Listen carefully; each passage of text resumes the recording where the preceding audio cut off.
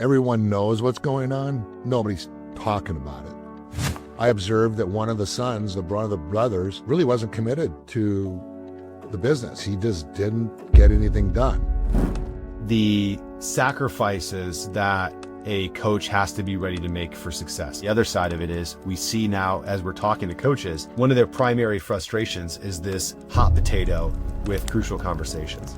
Parents who are willing to hold their children accountable as adults, you get tired. Welcome to the McFarland Method.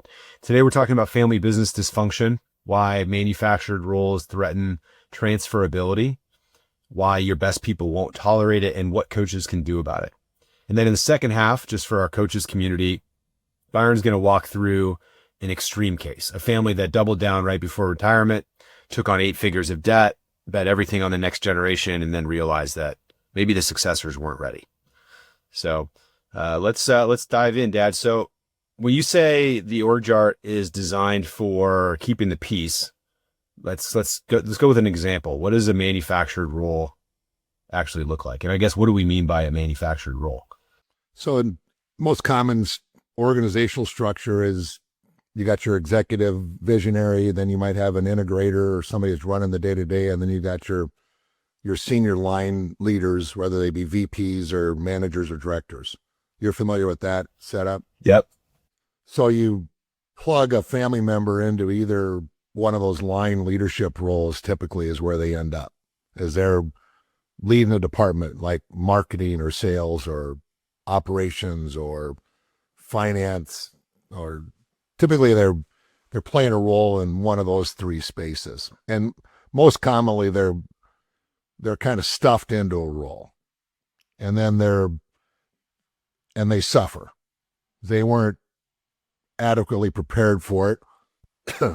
They don't have a passion for it, but there is an expectation from the family that someone with family lineage needs to be in a hierarchy that where people are reporting up to them, as opposed to them reporting, let's say, maybe doing the work or reporting to somebody else who's leading the organization. So they manufacture a role for them and plug them into the org chart.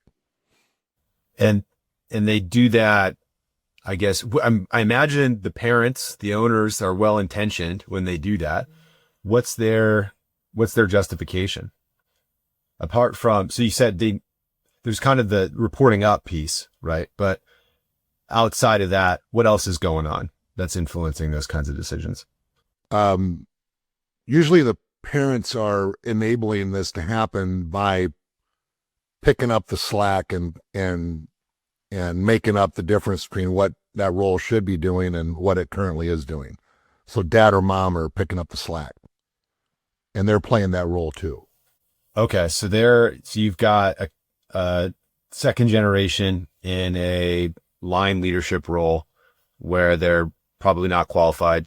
We mentioned that they're suffering because of that, and then the parents are stepping in with using their unconscious mastery to kind of guide them and make sure that things don't fall apart. I chose the phrase "things don't fall apart" because I can't imagine that them stepping in is actually is growing the business in a way that having the right person in that seat would. Well, the dynamic is that you got 2 people doing one person's job. One person is, say, sitting in the chair, and the other person is actually making the decisions. Probably no decision is made in that function without first going up to the visionary or integrator for permission. And so it slows everything down. And I can't imagine that stops then at the relationship between those 2. Does that cascade down the organization in your experience? I don't see how it wouldn't. Everyone knows what's going on. Nobody's talking about it. They're just accommodating it because there's probably a familiar hierarchy. They've always worked for this family, and all that's changed is son or daughter or cousin has moved into this role, and founder or senior family member they've worked for is still there. So they don't see much in the way of change. They just know that this person needs to be dealt with. And the result is that you don't get A players working on that team. They ultimately end up quietly leaving because they see no upside. They know there's no way they're going to assume that role because they're now watching the enablement of this poor performer who happens to have the lineage of the family play the role that perhaps they're capable of playing, but no, there's no chance that they'll ever be able to play it. So yeah, it pushes out the A players.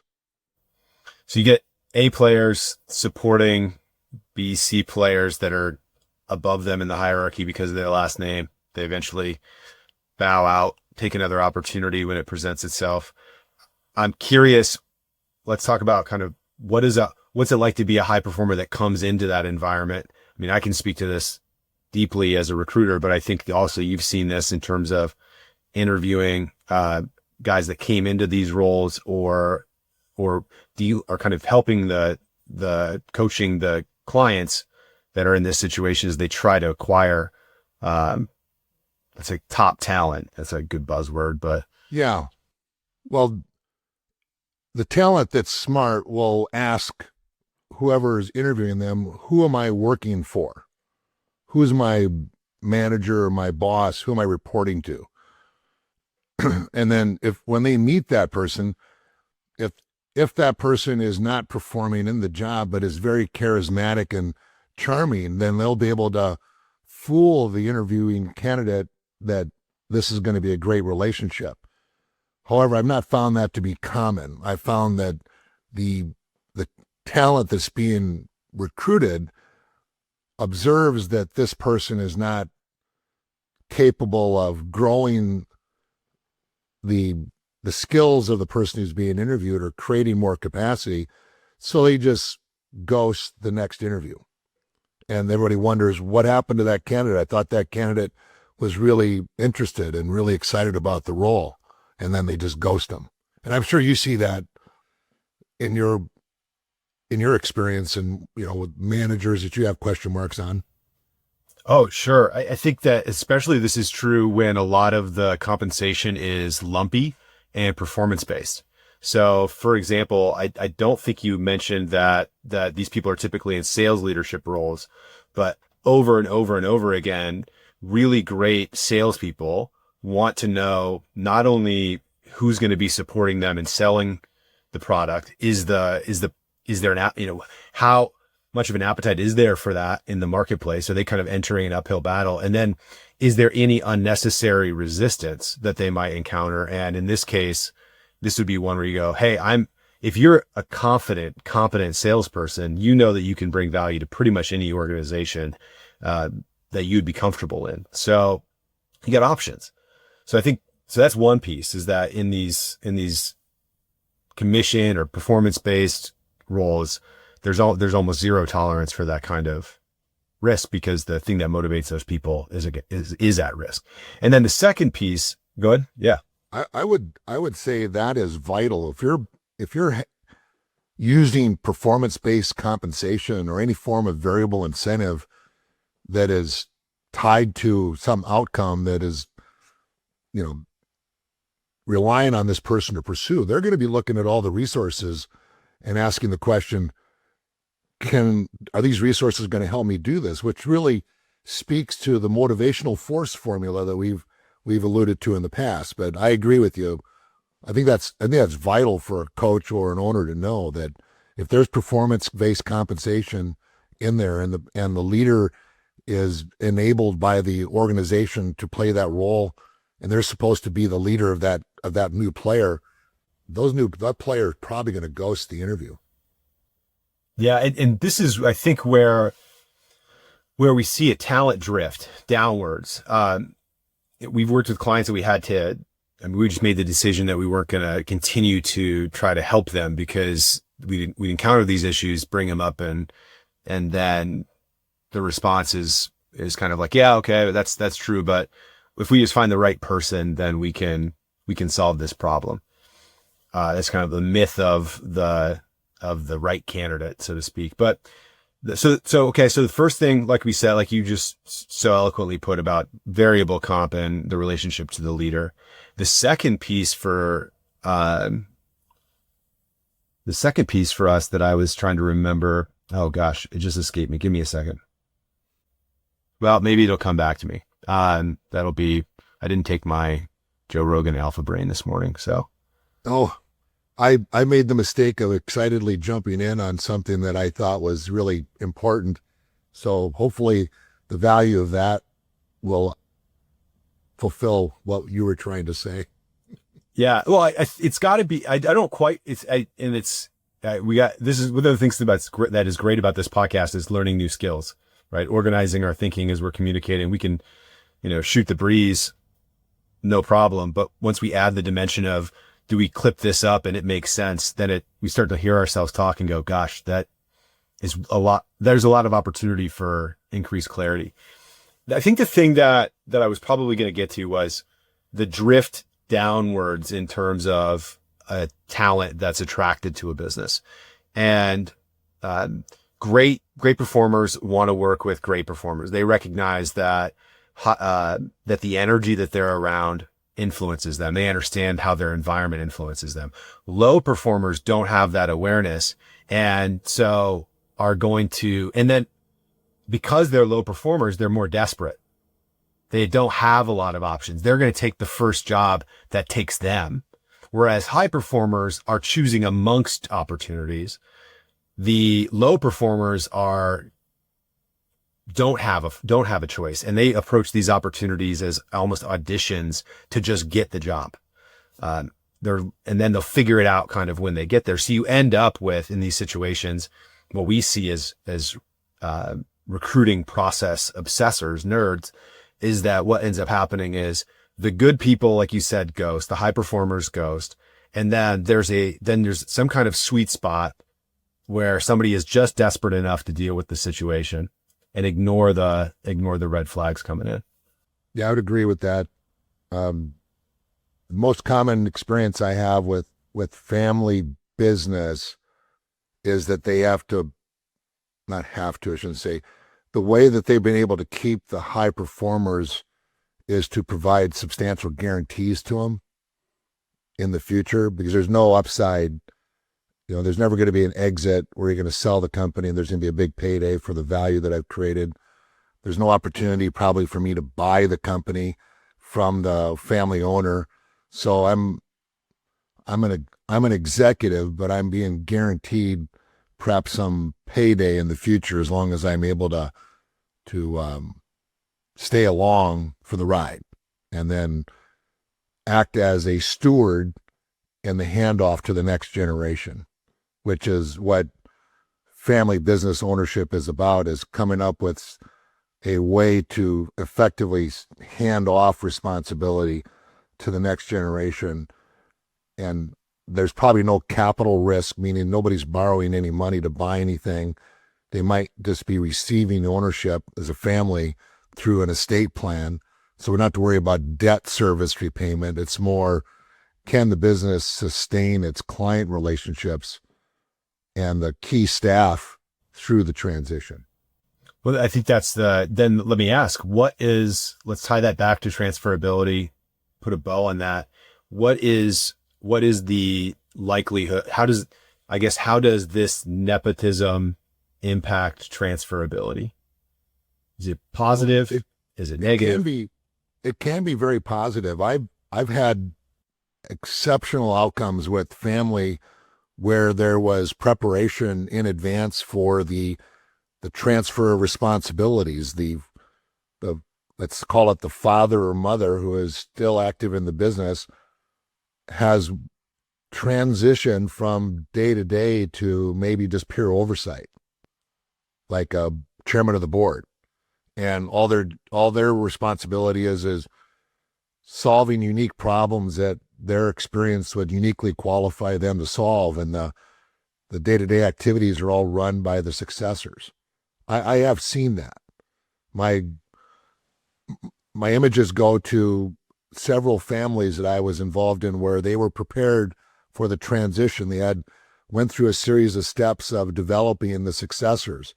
And this is really an opportunity for coaching, because when I saw these transitions, I was playing a role of a coach, and I was doing the rogue EOS, back in the day when you get the book Traction, and then you just, facilitate meetings and get involved. I didn't have any boundaries as to where does my role start and where does it stop. It was, what am I seeing in the way of challenges? And family businesses presented to me the greatest opportunity, because there was a real unique need and desire to create continuity or safety in the transition. I mean, the family is very interested in succeeding. So there's substantial motivation there.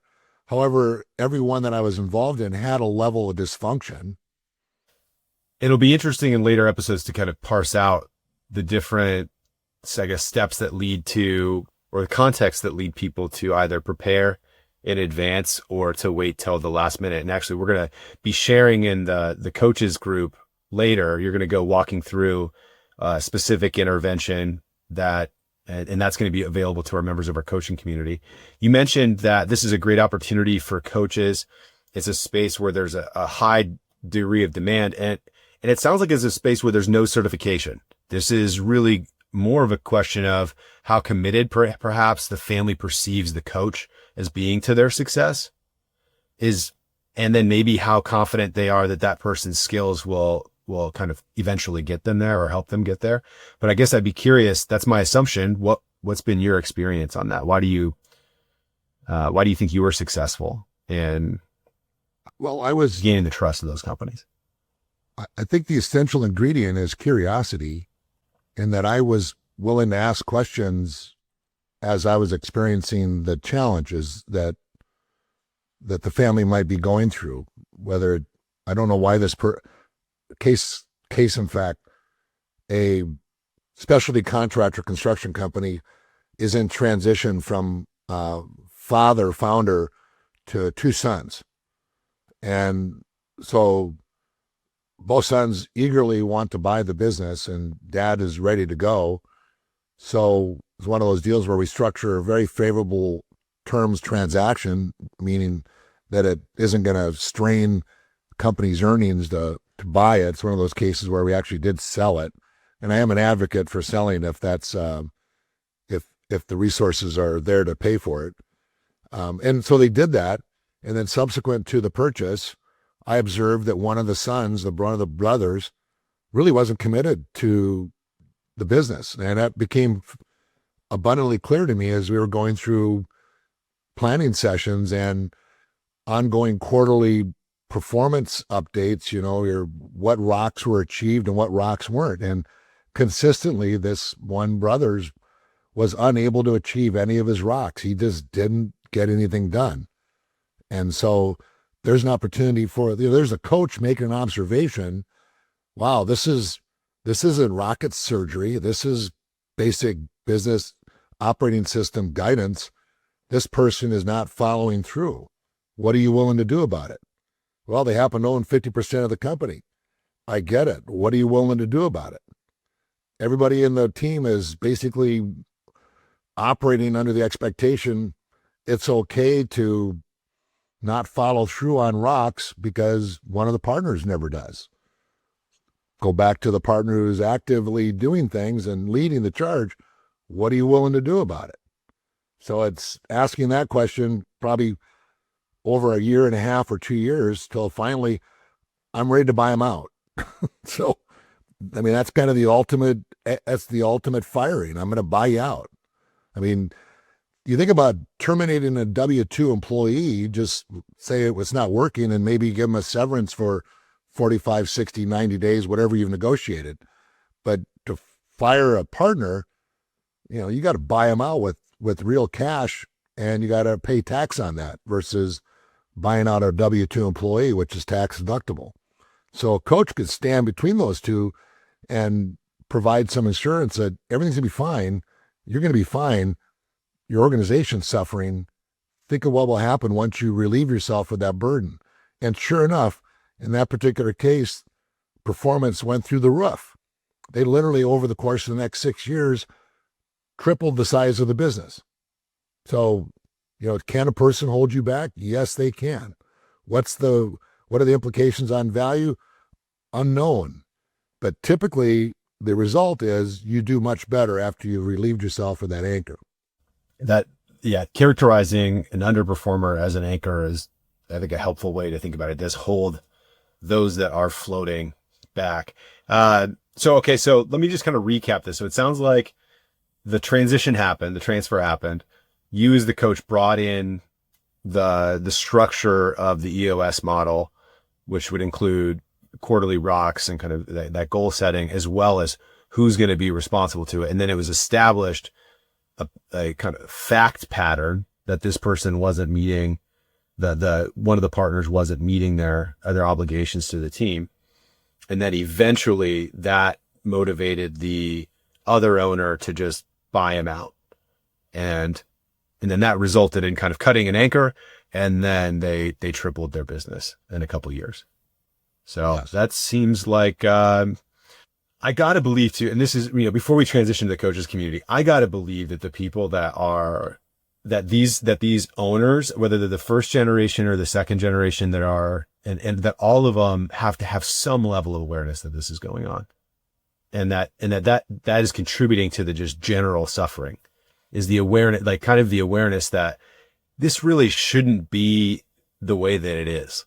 Maybe I shouldn't be in this role, or my brother shouldn't be in that role. And it creates a kind of baseline dysfunction, as we call the tension. Well, once you remove the parent, the specter of the parent's involvement, then there's no longer any place to hide. Nobody's accommodating for them, is what I've experienced. And parents who are willing to hold their children accountable as adults, you get tired. I could speak to this morning. I'm with Katie's two daughters, and I'm thinking to myself, my gosh, I know now why, young people have children, not old people like me, because after about 45 minutes of observing them do their thing, I'm exhausted. And to think about having to hold my son or daughter accountable for behavior as a grown person, it's like, man, I've paid my dues. Can somebody else do that? Can I pay somebody to do that for me? Well, that's something so Yvonne's having these conversations with coaches every day. And one of the themes that we're starting to establish is the frustration that the owners aren't doing their job, so to speak. That like they're almost, the owners are trying to pawn off the unpleasant responsibilities of being the coach onto the coach. Or sorry, the owners are pawning off the unpleasant responsibilities of being the owner onto the coach, and the coach by definition can't do the job of the player, right? I mean, the owner's on the field, so to speak. I'm thinking now, Kirby Smart had a great line, and it was about the sacrifices that a coach has to be ready to make for success. And it's things like ending relationships with people that you love, or damaging relationships with people that you love for the good of the goal, the good of the team, right? And I will have to pull up those and maybe just do an episode breaking those down, because I think obviously Kirby knows what he's doing, but the other side of it is we see now, as we're talking to coaches, that one of their primary frustrations is this hot potato with crucial conversations. Yes. Wow.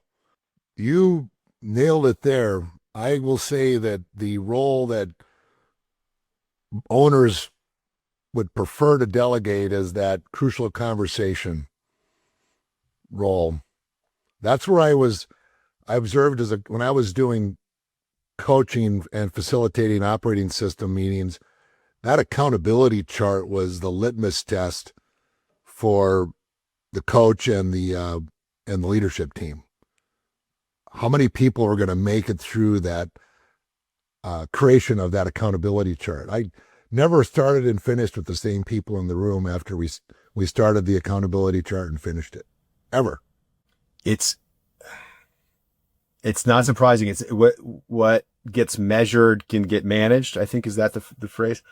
Yes. And I think about, I recently started counting calories as a way to, like, all right, we're on camera a lot. I was like, okay, we got to be a little bit more conscious of this, right? So we're going to go into a calorie deficit for a little while.